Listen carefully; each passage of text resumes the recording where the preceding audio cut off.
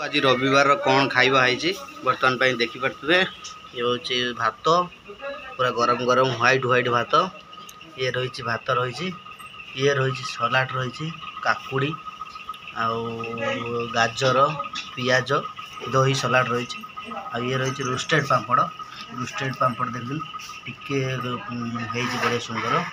ये रही egg curry आलू एग करी तीन टा अंडा अच्छी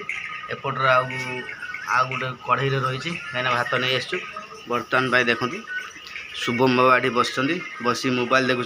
से खाइबे शुभम बाबा खाइब ना शुभम बाबा कौन खाइब हाँ पापड़ खाइबे मनीषा तुम कौन खाइब पापड़ खाइबे बर्तमान पापड़टा खाइबे बर्तमान भाई देखुं आउ थे आप आइटम देखुचे देखो रविवार रे आज ये सब आइटम है आज किसी माछ है कि मटन फटन किसी खाली अंडा है देखो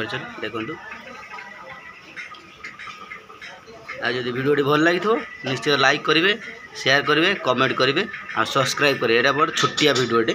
गोटे मिनिट 20-25 सेकेंड हम वीडियोटी रही देखा नेक्स्ट ब्लॉग रे जय जगन्नाथ।